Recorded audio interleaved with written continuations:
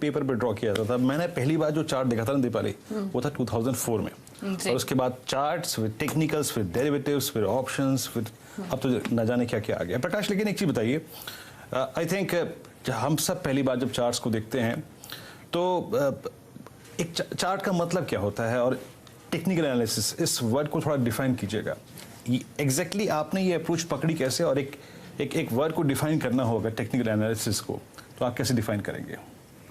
देखिए, ऐसा है कि मेरा तो एक पता नहीं किसने बताया कि कुछ चार्ट्स होती हैं, इसको देखकर पता पड़ता है कि आप ऊपर इंडिकेटर देख लो, लगा लो तो हो जाता है। उस समय मैं 2000 से पहले की बात कर रहा हूँ, तब 1999 था, 98 था, उस समय की बात कर रहा हूँ, जब मार्केट ने 2587 का एक बॉटम बनाया था सेंसेक्स पर 2500 का, तब की बात कर रहा हूँ मैं। तो तब मुझे लगा कि चार्ट क्या, तो मैंने स्टडी किया। स्टडी क्या है, कुछ नहीं होता, सिर्फ मार्केट में एक टिक सुबह होती है 9:15 बजे, फर्स्ट टिक होती है, और लास्ट टिक होती है 3:30 बजे।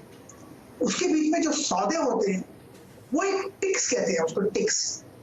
वो टिक्स हाई में जाते हैं, लो में जाते हैं, ओपन होता है और क्लोज होता है तो सिर्फ 4 पैरामीटर।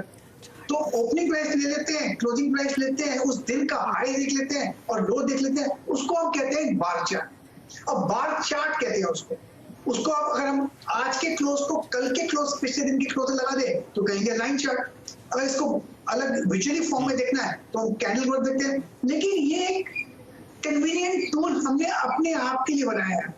मार्केट में जो हो रहा है वो तो खाली सिर्फ सौदे हो रहे हैं जी। सौदे को हम कैसा फायदा ले, इसलिए हमने उसको चार्ट बनाया है। उस स्टडी को कहते हैं टेक्निकल एनालिसिस। यानी प्राइस की हमने कोडिंग कर दी बेसिकली दीपाली, चाहे वो मंथली चार्ट हो, चाहे वो डेली चार्ट हो। हालांकि मंथली, डेली, वीकली, मिनट, टिक बाय टिक सब हम पढ़ेंगे, लेकिन ये कोडिंग है बेसिकली चार्ट। ये मतलब चार्ट के चार्ट कैटेगरी, कई सारी कैटेगरी होती है, लेकिन जो मैं गावा साहब से पूछना चाह रही थी, पर जो आपने पूछा वो यही कि टेक्निकल एनालिसिस की किसी भी ट्रेड में रेलेवेंस क्या होती है। शायद वो रेलेवेंस ये है कि आपको एक बेहतर एंट्री और एग्जिट पॉइंट मिल जाता है। दूसरी इंपॉर्टेंट बात यह है वीरेंद्र, आप भी बेहतर समझते हैं कि बेसिकली आगे स्टॉक की चाल कैसी रहेगी ये जज करना उसकी प्रीवियस हिस्ट्री को देखते हुए, मतलब बिहेवियर कैसा रहा है उस स्टॉक का। हमारा भी बिहेवियर होता है, ह्यूमन बींग्स का भी, कि अगर वो बीमार पड़ते हैं तो कितने दिन के लिए बीमार पड़ते हैं, अगर स्वस्थ रहते हैं तो कितने टाइम के लिए रहते हैं। सिंपली ये शायद हम चार्ट्स पर भी लागू कर सकते हैं, पर किसी भी स्टॉक प्राइस के मूवमेंट पर। तो इस तरीके से शायद हम डिफाइन कर सकते हैं कि टेक्निकल एनालिसिस ये होता है। किसी को बोलते हैं एग्जैक्टली ट्रेंड। अब वो 1 मिनट तक रहे, 10 मिनट तक रहे, 6 महीने तक रहे, साल भर तक रहे, या 10 साल तक रहे। प्रकाश, थोड़ा सा ट्रेंड को एस्टेब्लिश करिए। लंबी अवधि का trend, medium term trend, short term trend, हर ट्रेंड को आपको क्लासिफाई करना पड़ेगा। आपकी बहुत सारी होल्डिंग्स बहुत लंबे समय की है। मुझे याद है HDFC बैंक, आप ITC पे कमेंट करते हैं, आप बहुत एक पल्सिव ट्रेडर भी हैं।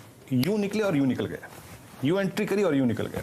तो थोड़ा सा ट्रेंड्स को एस्टेब्लिश कीजिए, कितने प्रकार के ट्रेंड्स होते हैं? ट्रेंड्स तो बेसिकली ट्रेंड ही होते हैं। हमने अपना टाइम फ्रेम, अपना एक पर्सपेक्टिव लगाने के लिए उसे टाइम फ्रेम दिया हुआ है, और हमको ट्रेंड सिर्फ अपने टाइम फ्रेम में ही सोचना चाहिए।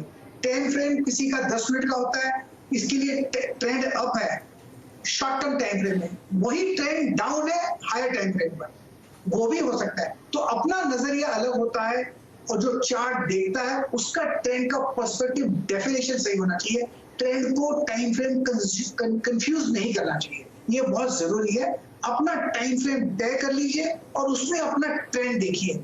ट्रेंड हो सकता है वीकली ट्रेंड फ्रेम, डेली में होता है, मंथली में होता है, ईयरली में होता है।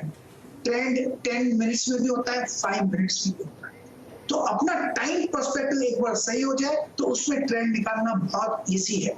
अगर आपका टाइम फ्रेम कंफ्यूज हो जाता है तो ट्रेंड में तो आप डूब जाएंगे। तो बहुत जरूरी है टेक्निकल एनालिसिस के लिए एक ट्रेंड डिफाइन करना, अपने टाइम फ्रेम डिफाइन करना, और वो अपना पर्सपेक्टिव से। मेरे ट्रेंड्स तो कभी कभी सिर्फ 10 सेकंड के भी होते हैं और अच्छा मुनाफा मिल जाता है, लेकिन वो है एंट्री एंड एग्जिट, वो है ट्रेडिंग। ट्रेडिंग को टेक्निकल एनालिसिस से कंफ्यूज नहीं करना चाहिए, ये दोनों अलग ही बातें हैं। लेकिन गाबा साहब, जब आप ट्रेंड की बात कर रहे हैं, कई सारी कैटेगरी होती है ट्रेंड की, जैसे कि आपने भी कहा भी, अगर कोई ट्रेडिंग भले ही अलग है टेक्निकल एनालिसिस से, लेकिन अगर कोई ट्रेड लेता है या फिर कोई इन्वेस्टमेंट करता है तो ट्रेंड तो जरूर देखता है। तो इस ट्रेंड को देखना कितना इंपॉर्टेंट है, कैसे ये आकलन करना चाहिए कि हाँ अगर इस स्टॉक का ये ट्रेंड अच्छा है तो ये स्टॉक बेहतर रहेगा, इस स्टॉक का अगर छोटा ट्रेंड अच्छा है तो ये बेहतर रहेगा, इसको कैसे डिफरेंशिएट आप करेंगे? देखिए, हमने बहुत समय से, जब मैंने शुरू की थी का जो भी किताब पढ़ी, मैंने एक बात तो पक्की देखी थी, ट्रेंड इज योर फ्रेंड। इसका जो एक इंपॉर्टेंस है इसको हम नजरअंदाज नहीं कर सकते। अगर ट्रेंड अप है तो आप शॉर्ट ट्रेड मत लीजिए, क्लियर कट। मैं तो इतनी बात कह सकता हूं कॉन्फिडेंस के साथ, अगर आप ट्रेंड के अगेंस्ट जाएंगे तो 87% चांस है, 87% रिपीट करूंगा, कि आपकी ट्रेड गलत हो सकती है। तो ट्रेंड के साथ रहना बहुत बहुत जरूरी है। अगर ट्रेंड अप है तो बाय और सेल कीजिए, ट्रेंड डाउन तो सेल और बाय कीजिए। इतना अहम है, मैं इस बात को नजरअंदाज कभी नहीं करना चाहिए।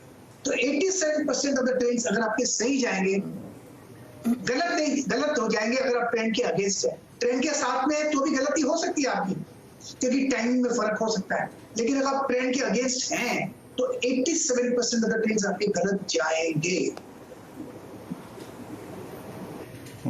ट्रेंड यानी सिंपली विरेन चार्ट के थ्रू ही हमें पता लगता है। देखिए ट्रेंड सब